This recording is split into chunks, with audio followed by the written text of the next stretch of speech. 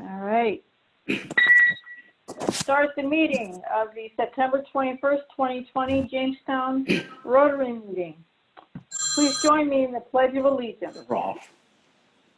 I pledge allegiance to the flag of the United States of America and to the republic for which it stands, under God, God, indivisible, justice for all. justice for all. Thank you. I had Amy Roller down to give the invocation. I'm not sure if that's correct. That is correct, and I'm here. Okay, good. Good morning, everyone. Morning. Morning. Nice to see everyone's faces. So I thought maybe this morning it might be appropriate as an invocation to have some words from Ruth Bader Ginsburg. As you know, she died over this past weekend from pancreatic cancer at the age of 87. And she was a strong person of Jewish faith, and she often cited her Jewish heritage as a source of her passion for the plight of minorities. She also passed away on the eve of Rosh Hashanah this year. And there's a Jewish tradition that says that those who die just before the Jewish New Year are considered to be a tzaddik, a person of great righteousness. And the Hebrew word tzaddik can be translated either as righteous or justice. And so every time you read in the Hebrew scriptures the word righteous or justice, it is that Hebrew word tzaddik. She also spoke at the Chautauqua Institution in 2013 and said some very, very funny things, which gave probably many of you a sense of her sense of humor. And in the Jewish tradition, when someone passes away, the appropriate words are, "May her memory be a blessing." So I hope that's true today, and let us pray. Amen. Oh, I'm not done. Sorry. If you want to be a true professional, you will do something outside yourself, something to repair tears in your community, something to make life a little better for people less fortunate than you. That's what I think a meaningful life is, living not for oneself, but for one's community. Amen. Those are her words, Amen.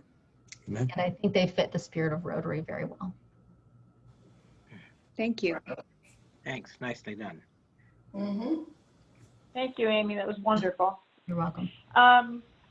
Any visiting Rotarians or guests? I didn't see any in the list. Paulette Kling is there.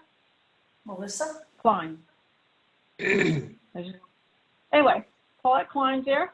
She's still a guest until, next week, right? Melissa Meyer. All right. Was Melissa Myers able to join us or not? I didn't see her in the list. Okay. Okay. I'm not sure. I think she's out of town. Oh, Okay.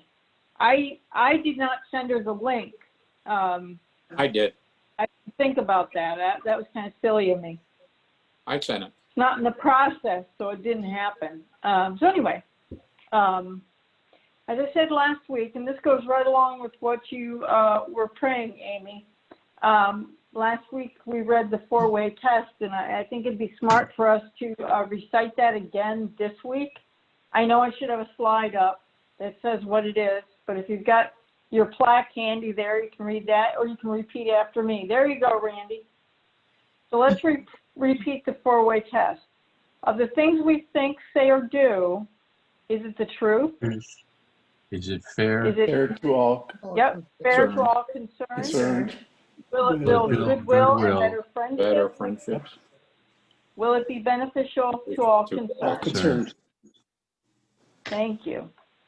Announcements. Thank you to Chris Anderson, who is our Rotarily Yours recorder today, and the website guru who puts our meetings up every week, which you can watch for a makeup if you need to. Any committee chair announcements? Well, highway cleanup. Yep. Highway cleanup, Saturday. October 3rd. October 3rd at 8:30 p.m. sharp at the Park and Ride. And there will be some intelligence information coming out and I'll send an email. So we would love to know, as a Rotarian, it would be beneficial to all concerned if you come out and help. I have 5 grabbers, extension grabbers, thanks to Cheryl Kroll, who will be available to the first 5 who need an extension grabber. And we will be having fun, and it's 8:30, October 3rd. So looking to see who's willing to come out, and I'll send an email out on it.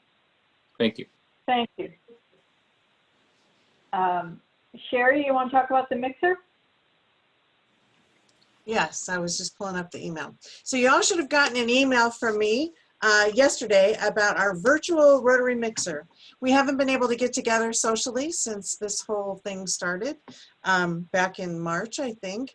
And we were just, the board was talking about it and thought it'd be nice to have an informal gathering. So we're going to do it in the evening this Thursday. That's the September 24th. I invite you to bring a cup of coffee, your after dinner aperitif, a drink, your dessert, whatever you do in the evening, bring that along. And we will hopefully maybe do a little bit of trivia, but if you don't like trivia, we'll just visit. That's fine too. I'd love to see as many of you as I can. I've had one RSVP. I didn't really ask for one, but thank you, Steve, for letting me know you're going to be there. But if you're going to be, it'd be nice if you drop me a note and just say I'm in, so that I have some idea of how many people to expect. We're going to meet at 7 o'clock. It's a different Zoom link than this one, so you can go right through the email that I sent out. If you didn't get the email, drop me a note in the chat, and I'll make sure that you do. If you have any questions, feel free to give me a call or send me a note, and I'd like to see you there. We'll probably be about an hour, maybe an hour and a half, just to check in and say hello. You can even be in your jammies. We don't care. Thank you, Sherry. There will be a celebration of Missy Johnson's life on Saturday, the 26th, from 2 to 5 at the Frewsburg American Legion. All are welcome. Her family would love to hear your memories. Luncheon will be served. Here's a reminder, and I got some good news. District Governor Frank Addison's Pedal for Polio fundraiser is happening on the 24th of October. However, we may be doing our own little one here in Jamestown at a separate time. Jake Schranz, who works over at the Community Foundation, is going to ride for us. He's very excited. Yay! And he's honored because his father-in-law was a longtime Rotarian, Mike Straughn. He was our secretary for years. Yep. And John Celo, who just passed away, was also one of his riding buddies. So he's going to ride in honor or memory of those 2 gentlemen. Oh, he will be recruiting another rider as well. So I'm not sure when they will ride. I have a feeling it's going to be 2 separate 35-mile rides for Jake's reasons, and that's fine. I need to take Jake's suggestions to the district governor, get it cleared so we're all set. Your part in this is really simple. You just need to write a check for $50. That's it. If you can't do the 50, do what you can. This will all go towards Polio Plus. And we're also asking that if you feel so inclined, ask a friend to donate $25. So the whole district is doing this. All the clubs in the county are doing their own version of this. The Lakewood group is, AM Rotary is looking at doing a ride around the lake. Dunkirk might join them. Jake wants to do his a little differently, and that's fine with me. So just to let you know, that's what's happening. And we will be having a blood drive countywide at 2 different locations, North County and South County, again, somewhere around Halloween. So the end of October is going to be a busy time for Rotarians. There will be possibly a raffle associated with that. We're not going to ask you to sell any tickets unless you want to. And we'll get it out into the press and get people in there to give blood. I'll have more about that when I know a little more. I'm also going to send out a survey again about going back to the DoubleTree, and this is why. I talked to Louise, who is the banquet room person, and I asked her, if we can only do 2 people at a table, it doesn't seem worthwhile. But what if we can put chairs 6 feet apart, and we could say have coffee or cookies or tea and cookies or whatever at that time, but no formal meal. And she said that would be very doable. We could get at least 30 chairs in the room. So of course the cost would not be anywhere near.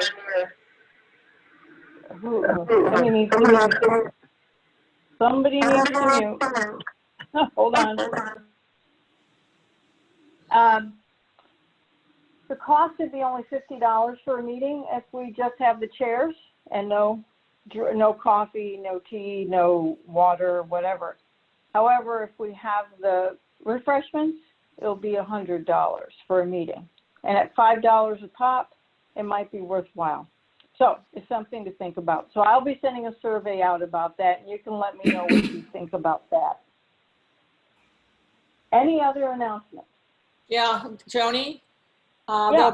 there'll be a Zoom literacy meeting on Thursday, the 24th at noon. Okay. So all my little Any- Zoomer literary people, noon. Have you got any news from Diana? How's she doing? No, I haven't talked to her since last week, and I'm actually going to email her today and let her know what we've been doing so far. Okay. Right. So the Okay. committee is still moving ahead. One laundromat will be soon taken care of with a little library there for those people. And we are currently working on the North Main Street laundromat for books there. And if anyone has a bookshelf 36 inches wide and up to 72 inches tall, or something that we could hang there, we could use one. Okay. Thank Okay. you. For all Randy. of you for all of you who know Diana and her mom is in intensive care and has had a permanent pacemaker installed. And of course, she will go then to a rehab unit, but the most difficult thing is neither of them can see each other or communicate with each other. Oh, Yeah. thank you. So, Randy? Yeah, Joni, double back on the $50 donation for the Polio Plus. Who we make the check out to? Did you say that and I missed it? It's going to have, no, I did not. It would go to RCJCSS. Okay. Okay. Can we just get it to Russ then? Or we mail it Actually, in? give it to Kathy Birch. She is our Okay. new treasurer for RCJCSS. Yay! Christy's taking a long-awaited vacation. Thank you. Yes, yes. Any other questions? Yes, Walt? Joni, I have just a point of information since you mentioned about the possibility of meeting back at the DoubleTree. I think everybody should know that the Hilton DoubleTree chocolate chip cookies were the first cookies ever baked on the International Space Station just a few weeks ago, and it really worked. So if anybody All right. is ready to go to the ISS, you may be able to get a DoubleTree cookie. Yeah, and he sent me a video of it. Where else is that on YouTube? It's on YouTube, that's right. Okay, so you On can Earth? look at it there. On Earth, they take 10 minutes to bake, and in space, they take 130 minutes, but they say just as good. Well, what else have you got to do in space, really? All right. Any other thoughts, suggestions, concerns for the club? All right, let's move on to our own Mark Olson, who's going to give us his Rotary Why. Thanks, Joni. The ice cream talk was very interesting, but I want to know if that's a Bloody Mary that Sue keeps tipping up there at, Sue Jones keeps tipping up at her meeting. I hope so. Yes, yes indeed. You can't see anything. I joined the club in 1986. Stan Weeks, a good friend of mine, had invited me to attend a meeting. I remember walking into the Holiday Inn where it was at the time, and Dorothy Brooks playing the piano, and it was kind of a special thing. And he luckily talked me into joining. At that time, believe this or not, I was probably the youngest member by about 10 or 15 years. There were a lot of older people who always treated me with a lot of respect, and I learned a lot about not only Rotary, but a lot of those people, including Greg's father, were people who had businesses and industry and were leaders in the community. And when I was president back in 2002, 2003, I actually reflected on the history of the club because it's very rich. And Sue Jones did an excellent job in her anniversary publication. If you haven't, you might have grabbed that at that evening and taken it home. If you still got it, there's a lot of very good history on our great club. You know, what I liked about Rotary over other service organizations was so many different ways that you could serve. I started out very heavily in youth exchange by hosting an Australian girl and a girl from France. The Australian girl in contact with, she's invited us to come visit her, which hopefully we can do someday. But again, the different programs, you could get involved locally, hands-on. Again, Greg, I remember working with Greg up at the General Hospital. We put the booths together, and you know, I think that's a good way to get to know people is when you work with them on the highway program or whatever. It's nice to work together towards the community and towards the international service. I served on the board. I was trying to figure at least 3 times, and as I said, was president. I like the way things are run. Things are run very efficiently, you know, in Rotary, and have been obviously for years to have survived this long. Probably the biggest thing I think is just the thing I miss the most, with due respect to Zoom, is the fellowship of getting together. You know, on Mondays. You know, Mondays aren't always the easiest, but most of us always tried to block out a couple hours to go and do our thing at Rotary. And I enjoy the many friendships I've made, you know, since I joined in 1986, and I look forward to certainly seeing everyone and making some new friends as we move along. I see there's some new members in the hopper, so I'm hoping they get in and we can continue to grow and make this the strong club it's been for, you know, such a long time. So that's my bit on Rotary. It's been a big part of my life, and hopefully will be for many years to come. Thank you, Mark. You're the one who sponsored me in. That was one of my better moves, yes. Thank you. I'd like to welcome John D'Agostino, excuse me, who's the regional editor and Rotarian, regional editor for the papers and a Fredonia Rotarian. He's joining Mike Bird. John, good to have you. Greg, would you like to introduce, oh, wait a minute, Happy Bucks. Who has Happy Bucks? You'll have to unmute yourselves. I've kind of been muting a little as I hear noises. I have a Happy Buck. Hi, it's Megan Barone. Oh, it's Megan Barone. Happy Buck. I just have a Happy Buck about my husband winning the championship for the American Association for baseball. Wow. That's great. Yep, that's my Happy Buck. Thank you. Okay, Randy. Yeah, I'd like to put a dollar in that bucket for Vince and all the great work he's done with the Lake Alliance. He stepped up at a time where they needed leadership, and he hung in there. Now he's going to be settling back and rocking on the front porch because he's got a new executive director at the Alliance, and that's wonderful. And I want to congratulate him on the good work that they're doing with the lake. Yes, Vince. Great work. Amen. I have a Happy Buck. And for those of you who don't know, we officially kicked off our United Way campaign last week. And Vince won't be sitting rocking on the porch now that he's done with the Chautauqua Lake Partnership, because he is one of the 28 campaign chairs. And Rotary is very well representative in the campaign. Deb is also one of our campaign chairs. I'm seeing who's on the call. Jim Smith is one of our campaign chairs. Who else do we have? And if we were meeting in person, Mike Roberts. Mike Roberts, he's not here right now, or maybe he is. It's hard to Joelle. say. Oh, Joelle is not one of the campaign chairs, but she is on the board. Good.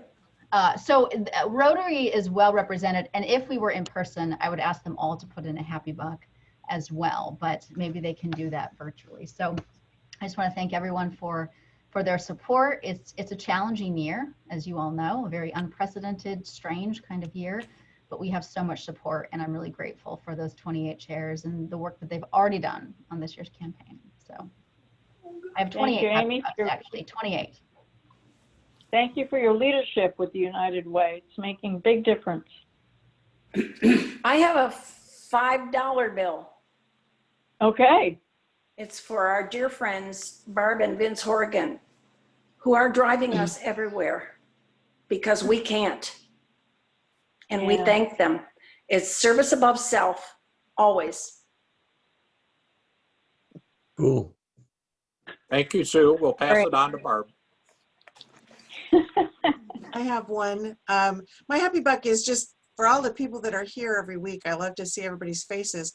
And I also wanted to let you know that I know from the board meeting that maybe, we can't put our bucks in the, so I'm going to send out in the chat, I'm going to send the link to the square, and I challenge you all to think about giving your buck or $5 or $10 to, because we don't have any 50-50 and we don't have any happy bucks. And I'm sure that the Rotary Treasury could use that. So, but I'm very happy to see all of you, and I hope that you join us on Thursday night. Yes, I should add to that. We had our Rotary board meeting on Friday, and we're $4,500 in the hole this year to date, profit and loss. So those who haven't paid their membership need to do that. And if you can send in some representative amount of money per meeting that you're attending on Zoom, that would be really helpful. Okay, anybody else have a happy buck? Yeah, Yes. Mag Magnuson.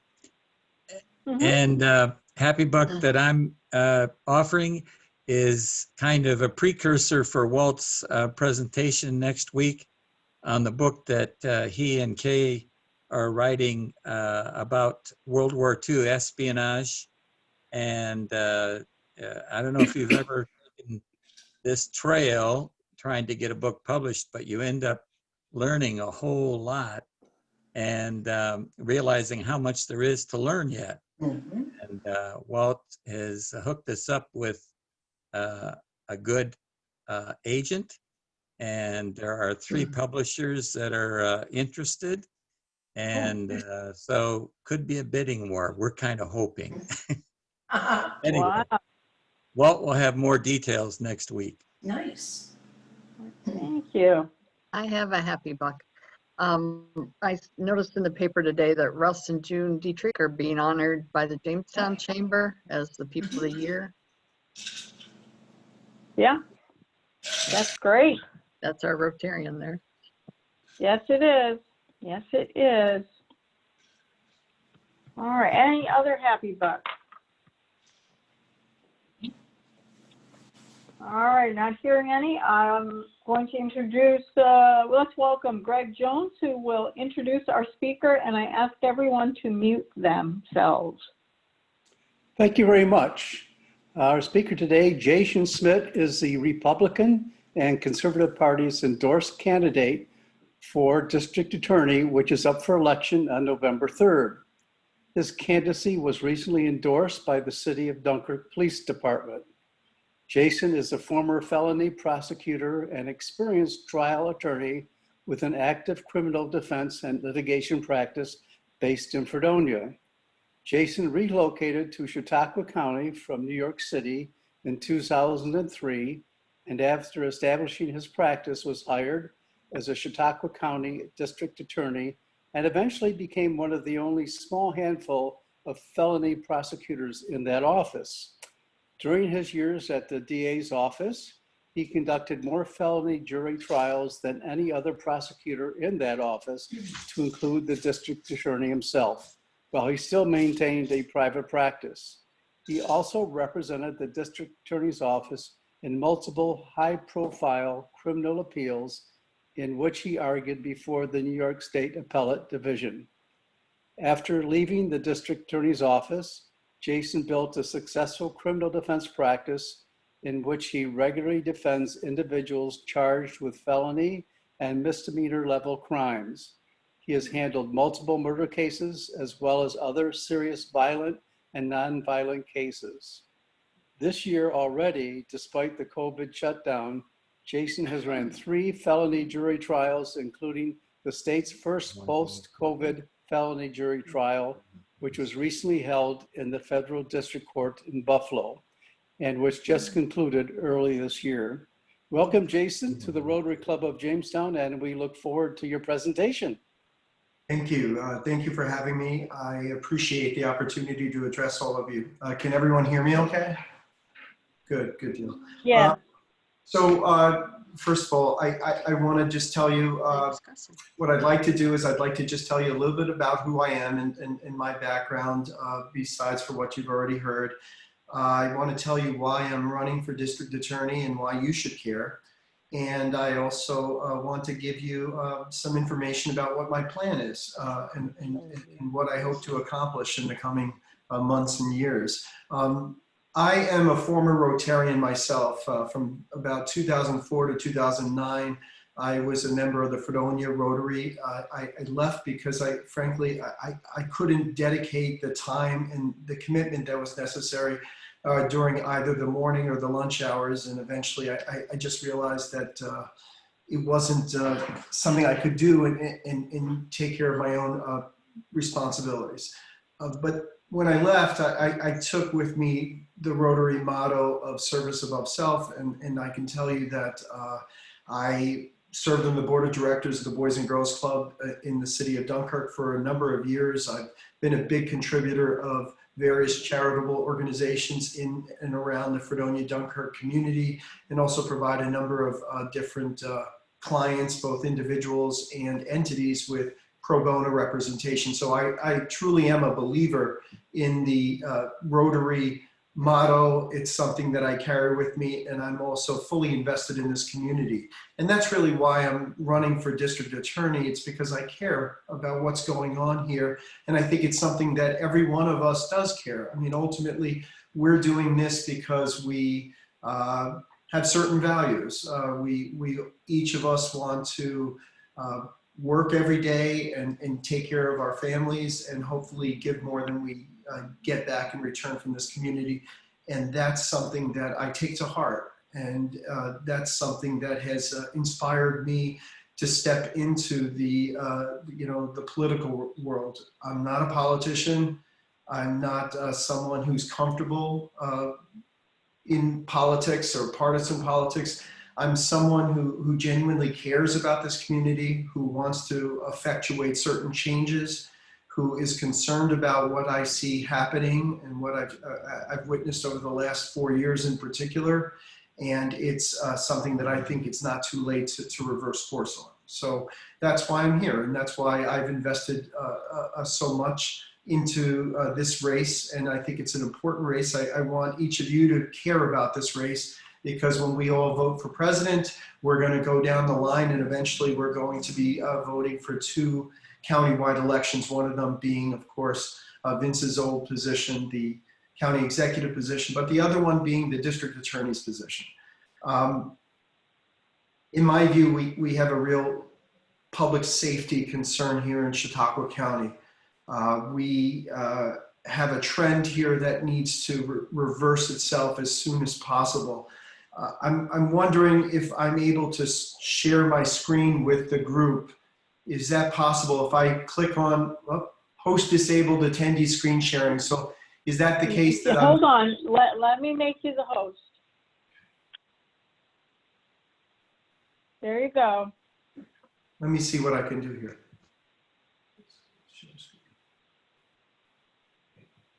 Can you see what's in front of you now instead of my face?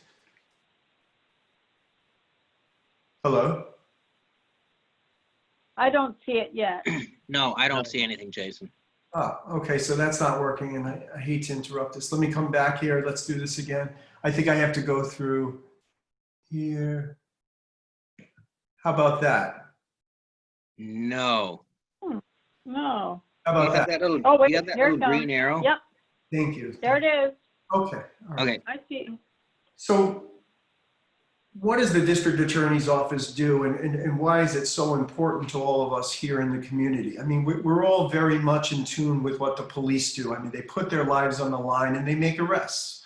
And at some point, in an ideal world, it would be at the front end of the process, but at some point, those files, those arrests are handed off to the district attorney's office. And it's the district attorney's office which is charged with the responsibility of prosecuting those cases, administering justice, and hopefully getting convictions on the police arrests, assuming those are good arrests and they're supported by the weight of the evidence. And that's as simple as it gets. So what's been happening here in Chautauqua County? Let's recognize something that's very important to us. There are different forms of arrests, and some of them are very low-level cases. They don't even rise to crimes, and those are considered violations. And I'm not necessarily concerned about any of those at the moment when I'm showing you this. The next level up are misdemeanor cases. Those become much more serious, and the penalties associated with those are also more serious. When we get beyond those, now we're getting into much more serious cases, and some of them are violent cases, and those are felony level crimes.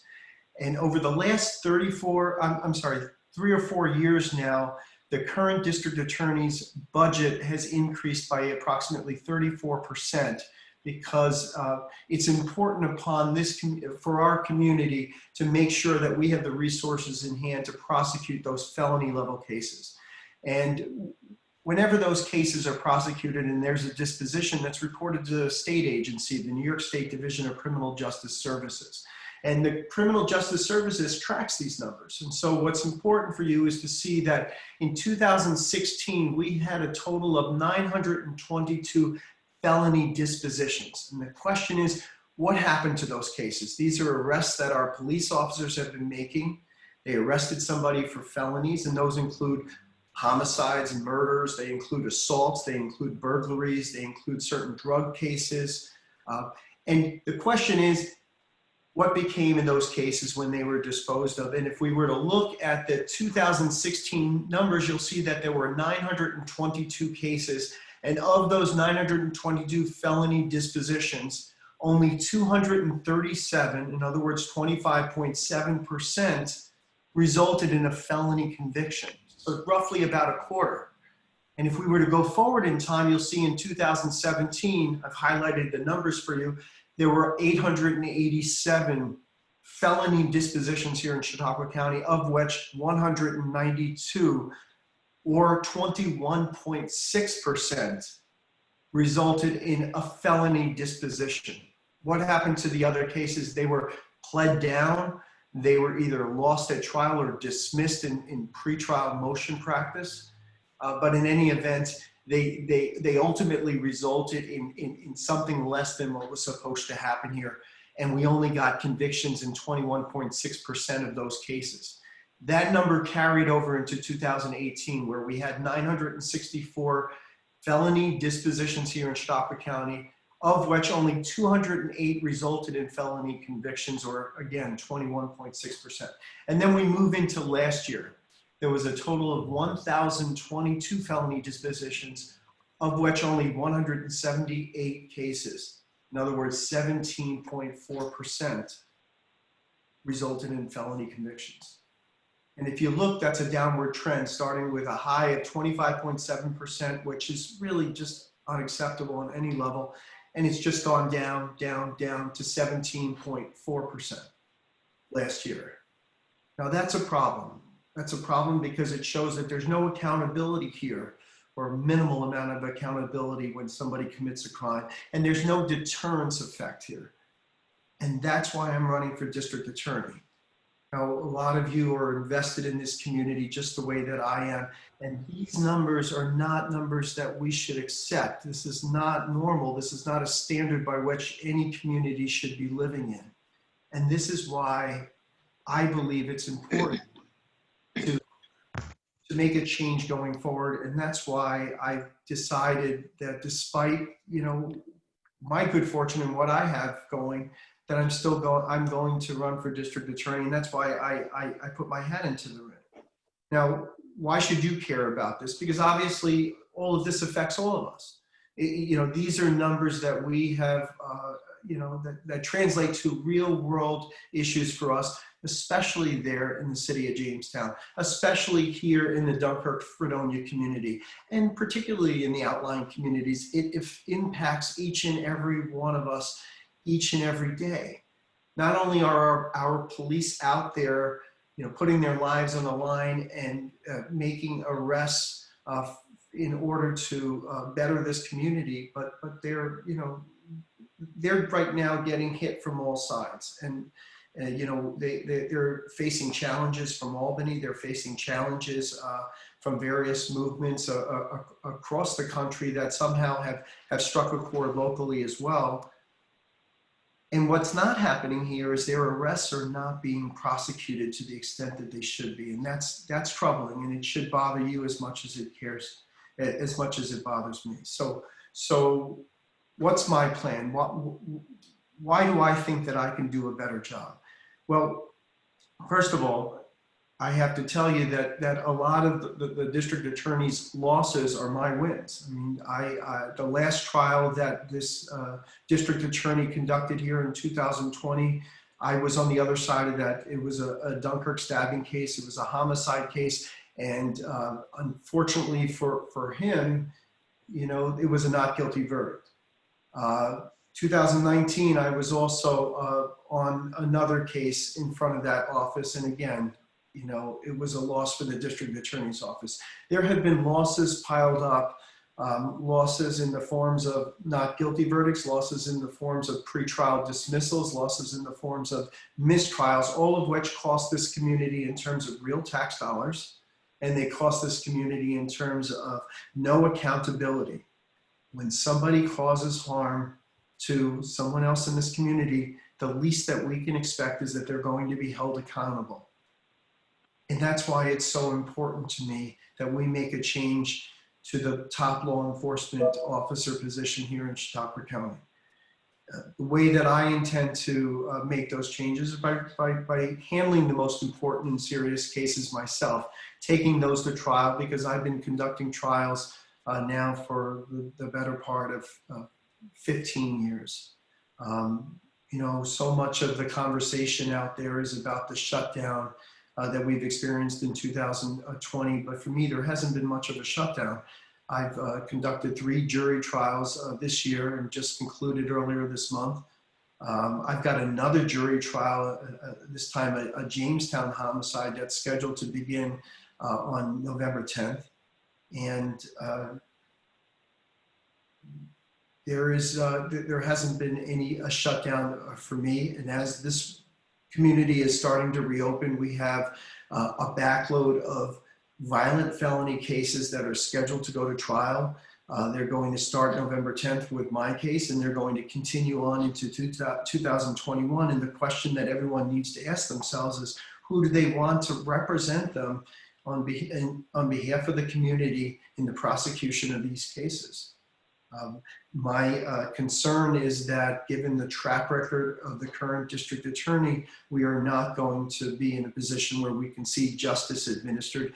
The victims of these crimes are not going to see accountability, and the community itself is not going to reap the reward of the deterrence effect that occurs when people are convicted and held responsible for the crimes that they commit. That's why, again, I'm running. My plan includes not just myself running each and one of these serious cases so that I can be certain that we do right by the community, but also establishing prosecution trial teams within the district attorney's office so that we can work collaboratively to ensure that we receive convictions. I would also like to hold regular meetings with police and examine the numbers that are in front of you, because I think that these numbers are so important, and it's critical to all of us as a community that they be brought up. And the only way we can do that is if we look at them on a month-by-month basis, and we can make sure that whatever is happening, wherever the faults are, that we can fix those problems, and we can proceed as a body, as a law enforcement partnership, putting our best feet forward on behalf of the community. I believe that, with the police meeting through their PBA associations each and every month, there are opportunities for the district attorney's office to participate at the beginning, 15, 20 minutes of those meetings, whatever it takes for prosecutors and police to actually confer with one another.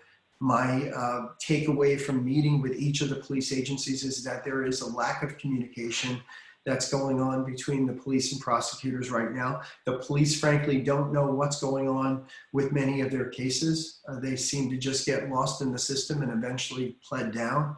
So to me, a hallmark of why I'm running is for us to meet regularly with the police chiefs, with the PBAs, and to review the prosecution rates and the conviction rates of each of their cases to ensure that cases are not being pled down. I also want to tap into what I view to be a tremendous resource here in Chautauqua County of retired law enforcement people, because I believe that many of them are offering their services on a volunteer basis to tutor and mentor the younger police. There are retired prosecutors that want to do the same. There are retired forensic experts that are available as well. And there are some opportunities for us to make creative use of our time and energy here rather than asking for increased tax dollars, which I think is going to be very difficult to find. So I think recognizing the time now, I think in sum and substance, what I'm looking to do is to attack these numbers head on. I'd like to see the conviction rate go up markedly. I believe that I'm the person that can do it because frankly, I just have the trial experience. This is what I do on a regular basis. If there's any questions, I'm happy to take it. I don't know if I can remove the shared screen at this point. Okay. Thank you. A question. Yes, Greg, go ahead. I think you addressed this a little bit, but the low percentage of felony convictions, is that due to plea bargaining down to a lesser charge all the time, or is it because the prosecution is losing too many cases? Well, there's two things going on here. Can you still see the screen? Yeah. You don't see my cursor, do you? No. No, I'm sorry. Well, do you see up ahead? Yeah, I do. Oh, you do. You see where there says total dispositions, and then you get under there, it says convicted, sentenced, diverted, and dismissed. Right. Then you see dismissed, ACD, dismissed, non-ACD. Well, go across where it says dismissed, not ACD. You'll see that those are 15.8% of those cases are just simply being lost. And they're not even being pled down. But if you're wondering what happened to those felonies, go down to where it says convictions for, and I have it highlighted where it says felonies. So if you look at 2019, you'll see 17.4% of those felony dispositions resulted in the felony convictions. Now, 44.6% were pled down to misdemeanors, and 15.5% were pled down into that lower level that doesn't even rise to the level of a crime. That's just violations. So that's really what's become of our felony cases. In other words, roughly 15 to 16% were outright dismissed because there were certain problems. 17% of them, they got their felony convictions. Roughly 45% were reduced down to misdemeanors, and roughly 15.5% went down below the misdemeanor level. I hope that answers your question. It does. Thank you. Jason, I have a question. Yes. I'm just looking at your graphic there, and maybe I'm not seeing it correctly, but we have the total dispositions at 2015 and 16 and 17 and 18. So example, 2015 is 777. And then it says convicted or sentenced is 694. That seems like a pretty high rate of disposing with these people, either giving them a sentence because they pled guilty or they got convicted of a crime. Is that right? No, well, yes, but it's not that they were convicted of a felony. They were pled down below. If you look, you'll see the breakdown. Now, that's a 2015 number. Go to 2016. That's when my opponent took office officially, but you can look across the board. But if you look at those numbers, take your focus on 2015 and we can drop down. So 31% of those, now that's when Mr. Foley was still the district attorney, 31% were resulted in felony convictions, 48% were pled down and to misdemeanors, and then 10.3% went to a non-criminal disposition. Right, but a lot has changed in criminal law, I think, in the last 5 years in the way we view arrests and body cams and all kinds of things that could create real havoc in prosecuting a case. Maybe some of this isn't just coming out of the prosecutor's office. And again, I don't know a lot about this, but maybe there are other variables here. Maybe it's just tougher to convict a criminal these days than it used to be. Well, let me tell you, the body cam footage actually is not, it's a blessing for both sides, right? Because if it was not for camera footage, we wouldn't have the opportunity then to view crimes as they take place, or to, let's take a DWI case. And incidentally, I'll tell you that if you look at the DWI numbers, Chautauqua County is in last place across the state on our conviction rate on DWIs. The body cam footage provides the police and juries with the opportunity to view somebody's condition and whether they're intoxicated or not. But in any event, what the theory that you have is that it might be harder now to obtain convictions. And I would agree with that. It's not harder to obtain convictions. And I think that it presupposes two issues, right? One is, are we going forward on cases that we have proper evidence for? We certainly shouldn't be wasting our time and money on those cases where we don't have a chance of obtaining convictions. And if we're just taking a scattershot approach where we're indicting cases that don't have sufficient evidence to go to trial on, that's problematic in and of itself. And I think that's problematic because the district attorney's office isn't reviewing those cases before they go to grand jury. And they're also not reviewing those cases with police so that they can make decisions before those cases are indicted. So I think that your thinking raises additional concerns because there's clearly not the type of review of cases that's necessary. Okay, thank you. Mike, you had a question? Yeah, Jason, this is Mike Bird with the Post-Journal and a Dunkirk Observer.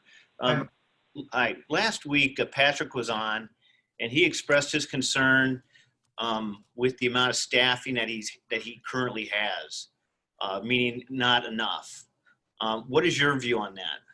I think that, first of all, I think it's pie in the sky for us to think that we're going to get additional prosecutors into that office. I can tell you that when I was in the district attorney's office, I was a part-time prosecutor, and I still held numbers in the 200 to 300 range just for myself in terms of felony prosecutions. And there were other felony prosecutors as well. There is no reason that we shouldn't be able to make do with the numbers that we have now. It's just simply unacceptable to blame it on the fact that we have limited resources. Mr. Foley didn't have this problem, and we had a higher population in Chautauqua County than we do now. Thank you. Courtney, you have a question?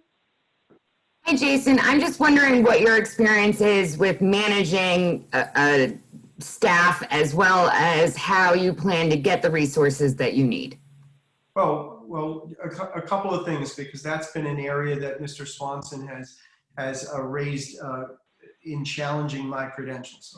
One is that, just so that you know, I've had staff here in my office, but for the most part, I am a solo practitioner who prepares his cases on my own without the assistance of anyone else. And when I sit in the courtroom, I sit in the courtroom by myself at my seat, and I'm fully prepared and I don't lose my cases. Now, just imagine if I was in the district attorney's office where I had 2 investigators at my disposal, 3 or 4 secretaries, and at least 10 other attorneys. So my administrative experience speaks for itself. It's because I am prepared fully for each of my cases. I do not lose cases because I fail to comply with the criminal procedure law, which in and of itself presents a bureaucratic nightmare for people. And I am always fully prepared at trial, and I make it a point to prep each of my witnesses. And that's what's lacking in the district attorney's office. Now, those are the true, Courtney, those are the true administrative issues that we need to be concerned about. Can I just say this to you? And I want everyone to understand this because it's an issue that Mr. Swanson's raised a number of times. The administrative aspect of that job is a means to an end. That's really what it's about. Ultimately, the job of the district attorney is to secure convictions, to prosecute the cases that are good cases, get convictions, and move on. That's what we have to do here. That's what the administrative role is supposed to be. And if you can't achieve that, then there's a problem here. Any other questions? Thank you, Jason, Mr. Schmidt, for your time. I want you to know that donation to the Rotary International End Polio Now Fund will be made in your honor. And if you could see me, I would be showing you my fingers very close together. We're very close to eradicating polio around the world. Oh, thank you very much. I appreciate that. Thank you for your time. Next week, our speaker is our own Walt Pickett about the book he has written with K. Marker Magnuson. And we're all pretty excited to hear about that, Walt and Kay. And remember, everyone, Rotary opens opportunities. So what opportunities will you see to make our community a better place this week? Thank you, and have a great week. We're adjourned. Thanks.